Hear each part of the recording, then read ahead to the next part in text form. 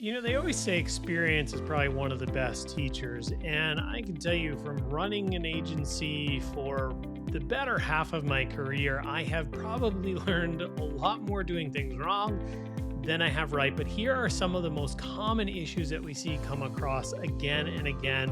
And hopefully some of these will be helpful to you, whether you're working with an agency or whether you manage your marketing team internally. Here are some of the things I've really struggled with. Number one, and this is probably one you'll all relate to, it absolutely is the one that makes you want to pull your hair out.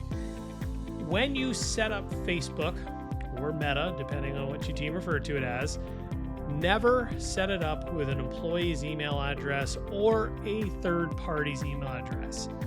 One of the biggest lessons I've learned when you're building out the social assets, make sure that you as a business owner own the actual communication and the mechanism in which you've set it up. So should you have to recover it when that employee leaves, or if you terminate the agency relationship, you have complete control and access to get into these social accounts. It's more common in Meta/Facebook, but we've experienced this with Twitter, Instagram, you name it. So number one, make sure you have ownership and access to everything. The second thing is the multi-factor authentication. I can tell you firsthand, much like getting access to email, two-step authentication is becoming more and more mandated and required. We have had client accounts that have been hacked because there were vulnerabilities in other agencies or other employees who had access and hackers were able to get in. It's important to set it up, but what's equally important is make sure that you have backup keys. So if you have two-factor authentication set to a phone, there are ways to back up the access so you can get in. Go find that out. I would Google it. It's much too long for this episode, but I'm happy to get one of our people from our IT team to come and talk about how to do it properly. But setting up two-factor authentication, as annoying it is, it's really important. We had a client in the past, they got hacked last year, not through our account, but through another agency. Their account got taken over. Whoever took it over is running ads against their credit card with other products, not theirs.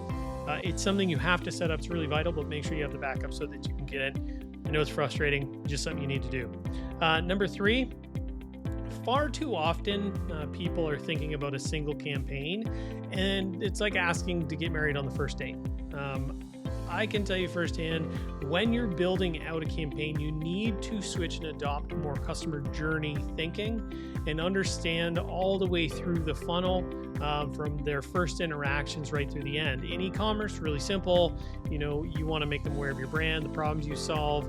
You want to put an offer in front of them, and ultimately some type of conversion mechanism like a sale or incentive to buy. In B2B, it's a lot more complex. We have a number of clients in agriculture where their content stream throughout the year and their buying patterns are the same generally, give or take a few weeks. But quite often we see the marketing campaigns, it's just brand ad, brand ad, brand ad, instead of just thinking, hey, can I reposition some of my content and raise more awareness during certain peaks and valleys of the season where I can add more value, start to nurture conversations so that when it's time to sell, we're ready. So adopt more customer journey thinking, not just campaign thinking. Number four, simplicity wins every single time. I am probably most guilty of this. I will want to over-deliver value, and it's really easy to overcomplicate a campaign. But when you understand that customer journey we talked about in the previous challenge as the fundamental steps to how somebody buys, reducing friction is the single biggest way to increase conversions.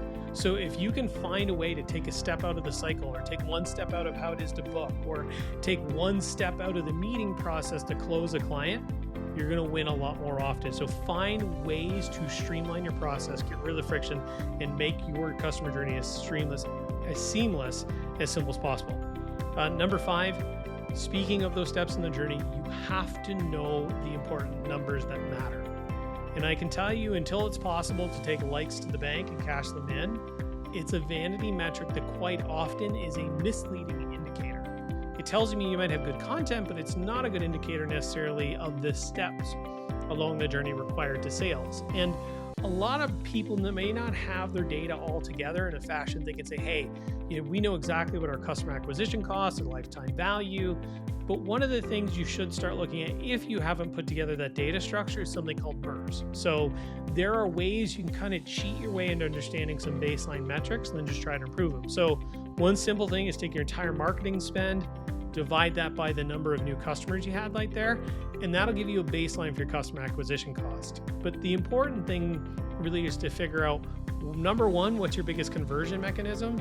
Number two, how much did it cost to get somebody there? And then figure out, how can I optimize that one thing? And if you can simply own that one thing in the funnel and understand, hey, we're going to master this. For some, might be trade shows. Like, hey, we are absolutely going to own the trade show experience. And to do that, we're going to have a pre-show campaign, at show, post-show, but we are going to be the best at the show at closing that. You'll win. So keep it simple, but know the numbers that matter and you will scale. We have learned a lot. I know there's a lot more lessons coming. If you found this helpful, simply comment below. Let us know what you thought. Let us know what you've learned. What are some of the things you've struggled with? We'd be happy to help you tackle those. Take care.